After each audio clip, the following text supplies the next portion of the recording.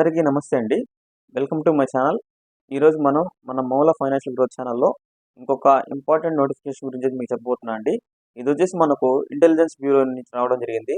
ఇక్కడ దీనిలో వచ్చేసి మన ఈ వీడియోలో ఎన్ని వేకెన్సీస్ ఇచ్చారు, మనకి దానికి కావాల్సిన అర్హతలు ఏంటి, టైం పీరియడ్ ఎంత ఉంది, ఈ లాస్ట్ డేట్ ఎప్పుడు, అదేవిధంగా సాలరీ విషయాలు ఇవన్నీ కూడాను ఈ వీడియోలో అయితే క్లియర్‌గా డిస్కస్ చేసానికి ట్రై చేద్దాం. ఓకేనా? ఫస్ట్ చూసుకున్నట్లయితే ఇక్కడ మనకి ఎన్ని పోస్టులు ఇచ్చారు, ఏందనే విషయం చూద్దాం. అసలు ఈ ఫస్ట్ నోటిఫికేషన్ వివరాలకు వచ్చినట్టయితే ఈ నోటిఫికేషన్ వచ్చేసి జూనియర్ ఇంటెలిజెన్స్ ఆఫీసర్. ఓకేనా?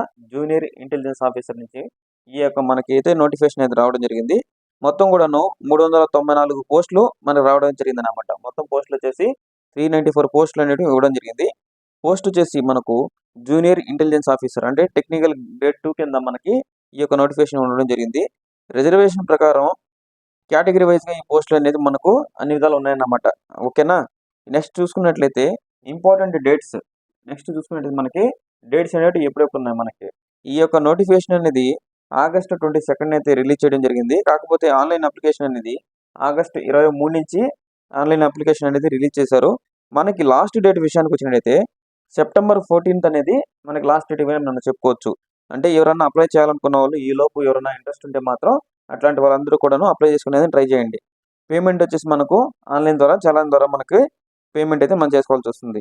ఎలిజిబిలిటీ విషయానికి వచ్చినట్టయితే ఎలిజిబుల్ అంటే ఈ యొక్క అప్లికేషన్ మనం అప్లై చేయాలంటే మనకి ఎలాంటి ఎలిజిబిలిటీ ఉండాలి చూసుకున్నట్టయితే ఎడ్యుకేషన్ క్వాలిఫికేషన్ పరంగా వచ్చినట్లయితే డిప్లొమా ఇన్ ఇంజనీరింగ్, దాంట్లో వచ్చేసి electronics and telecommunication, computer science, IT, electronics and communication ఇలాంటి కోర్సెస్ అయితే మనకు ఉండాలండి. లేదా బీఎస్సీలో ఎలక్ట్రానిక్స్ కావచ్చు, కంప్యూటర్ సైన్స్ కావచ్చు, ఐటీ కావచ్చు, ఇలాంటి కోర్సులు ఉన్న వాళ్ళు కూడా మనకి ఈ కోర్స్కి అయితే ఎలిజిబుల్ అవుతారు అన్నమాట. ఈ యొక్క పోస్ట్కి ఎలిజిబుల్ అవుతారు.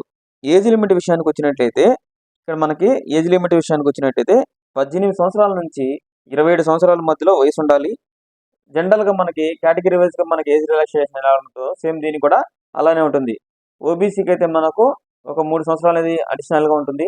ఎస్సీ ఎస్టీ వారికి అయితే మనకు ఇంకొక 5 సంవత్సరాలు అనేది అడిషనల్గా ఉంటుంది. నెక్స్ట్ సెలక్షన్ ప్రాసెస్ ఒకసారి చూద్దాం. ఈ యొక్క పోస్టులకి సెలక్షన్ ప్రాసెస్ అనేది ఎలా జరుగుతుంది. సెలక్షన్ ప్రాసెస్ విషయానికి వచ్చినట్టయితే టైర్ 1 రిటర్న్ ఎగ్జామ్ అయితే ఉంటుంది. ఆన్లైన్ ద్వారా మనకు రిటర్న్ ఎగ్జామ్ అయితే ఉంటుంది. దానిలో వచ్చేసి అన్ని కూడాను ఆబ్జెక్టివ్ టైప్ క్వశ్చన్స్ అయితే ఉంటాయి. దాంట్లో వచ్చేసి జనరల్ మెంటల్ ఎబిలిటీ ఉంటుంది. నెక్స్ట్ ఇంకోటి వచ్చేసి టెక్నికల్ పార్ట్. ఈ రెండింటి మీద మనకి ఎగ్జామ్ అయితే జరుగుతుంది.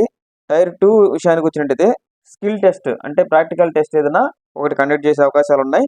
నెక్స్ట్ టైర్ 3 వచ్చినట్టయితే లాస్ట్ క్లైమాక్స్ అన్నమాటిది. ఈ రెండు క్వాలిఫై అయిన వాళ్ళకి టైర్ 3కి వస్తారు. ఇక్కడ ఇంటర్వ్యూ అండ్ పర్సనల్ టెస్ట్ అనేది జరుగుతుంది అనమాట. పర్సనల్ టెస్ట్ అంటే మీ యొక్క డాక్యుమెంట్స్ కావచ్చు, ఇవన్నీ కూడా వెరిఫికేషన్ అనేది మొత్తం కూడా ఇక్కడ జరుగుతుంది అనమాట, పర్సనాలిటీ టెస్ట్. నెక్స్ట్ ఇంకోటి చూసుకున్నట్టయితే శాలరీ అండ్ బెనిఫిట్స్. మనకి ఈ పోస్ట్కి గాను ఎంత శాలరీ ఇస్తారు, ఇంకా ఎలాంటి బెనిఫిట్స్ వచ్చే అవకాశాలు ఉన్నాయి. శాలరీ పరంగా చూసుకున్నట్టయితే పే స్కేల్ వచ్చేసి మనకు 25,000 నుంచి 81,100 వరకు మనకి లెవెల్ 4లో మనకి సెవెంత్ పే కమిషన్లో మనకు ఈ యొక్క శాలరీ అనేది డిసైడ్ చేయడం జరిగింది. అదనంగా అలవెన్స్ విషయానికి వచ్చినట్టయితే హెచ్ఆర్ఏ ఉంటుంది. ఓకేనా? హెచ్ఆర్ఏ ఉంటుంది. తర్వాత స్పెషల్ సెక్యూరిటీ అలవెన్స్ ఉంటాయి. ఇది కేంద్ర ప్రభుత్వం ఎంప్లాయీస్కి ఉండే అన్ని బెనిఫిట్స్ కూడాను ఎవరైతే సెంట్రల్ గవర్నమెంట్లో పనిచేసే ఎంప్లాయీస్ ఉన్నారో వాళ్ళకి ఎలాంటి బెనిఫిట్స్ అయితే వస్తాయో అవన్నీ కూడాను ఈ జాబ్ కూడా వర్తిస్తాయి అన్నమాట. ఎందుకంటే ఇది వచ్చేసి మినిస్ట్రీ ఆఫ్ హోమ్ అఫేర్స్లో ఉంటుంది కాబట్టి, ఓకేనా, ఇంటెలిజెన్స్ బ్యూరో అనేది అక్కడ వర్తించే ప్రతి ఒక్క బెనిఫిట్ కూడాను అందరికీ వర్తిస్తాయి అన్నమాట. అప్లికేషన్ ఫీజు విషయానికి వచ్చినట్టయితే ఒకసారి అప్లికేషన్ ఫీజు ఒకసారి చూద్దాం. అప్లికేషన్ ఫీజు విషయానికి వచ్చినట్టయితే జనరల్, ఓబీసీ, ఈడబ్ల్యూఎస్ క్యాండిడేట్స్కి వచ్చేసి మనకు వచ్చే అప్లికేషన్ ఫీజు అయితే 500 రూపాయలు అయితే ఉండడం జరిగింది. నెక్స్ట్ అదేవిధంగా ఎస్సీ ఎస్టీ ఫీమేల్ క్యాండిడేట్స్కి అయితే 450 రూపాయలు అనేది అప్లికేషన్ ఫీజుగా మనకైతే ఇవ్వడం జరిగింది అనమాట. How to apply. నెక్స్ట్ ఈ జాబ్కి మనం ఎలా అప్లై చేసుకోవాలి, ఎక్కడ అప్లై చేసుకోవాలి, ఇది కూడా ఒకసారి చూద్దాం మనం. దీని అఫిషియల్ వెబ్సైట్ కూడా మనకి ఇవ్వడం జరిగింది. mha.gov.in అనే వెబ్సైట్ ద్వారా చేసుకోవచ్చు. లేదనుకుంటే ncs.gov.in ఈ యొక్క వెబ్సైట్లో కూడా మనం చేసుకోవచ్చు.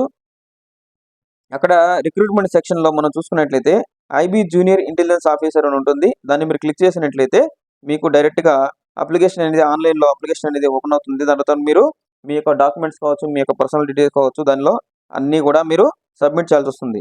తర్వాత అప్లికేషన్ ఫీజు అనేది ఆన్లైన్ ద్వారా మీరు చెల్లించాల్సి వస్తుంది. ఆన్లైన్ కావచ్చు, లేకపోతే ఆఫ్లైన్ ద్వారా అయితే మీరు బ్యాంక్కి వెళ్ళి చలాన్ ద్వారా మీరు చెల్లించవచ్చు అన్నమాట. ఎలాంటి ప్రాబ్లం అయితే లేదు. చివరిలో అప్లికేషన్ ప్రింట్ తీసుకొని మీ యొక్క ఫర్దర్ రిఫరెన్స్ కోసం మీరైతే పెట్టుకోవచ్చు అన్నమాట. ఓకేనా? ఈ విధంగా అప్లై చేసుకోవచ్చు. ఎందుకంటే చాలా మంది అప్లై చేసే వాళ్ళు ఉంటారు కాబట్టి ఎలాంటి ప్రాబ్లం లేదు.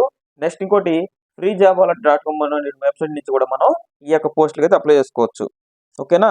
కన్క్లూజన్ విషయానికి వచ్చినట్టయితే ఎవరైనా సరే అర్హత ఉండి, ఏజ్ ఉండి, అదేవిధంగా క్వాలిఫికేషన్ ఉన్నట్లయితే అట్లాంటి వాళ్ళందరూ కూడాను ఈ యొక్క జాబ్కి అయితే అప్లై చేసి ట్రై చేయండి.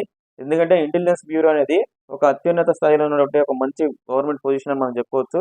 ఎందుకంటే ఇదంతా కూడాను మినిస్ట్రీ ఆఫ్ హోమ్ అఫైర్స్లో ఉన్నటువంటిది ఈ యొక్క ఇంటెలిజెన్స్ బ్యూరో అనేది. దాంట్లో మనకు జూనియర్ ఇంటెలిజెన్స్ ఆఫీసర్గా మనకి మంచి పోస్టులను ఇవ్వడం జరిగింది కాబట్టి ఎవరు కూడాను ఈ యొక్క ఆపర్చునిటీ మిస్ అవ్వద్దు. అందుకోసం ఎలిజిబిలిటీ ఉన్న వాళ్ళందరూ కూడాను ఈ యొక్క పోస్ట్కి అప్లై చేసుకునేది ట్రై చేయండి.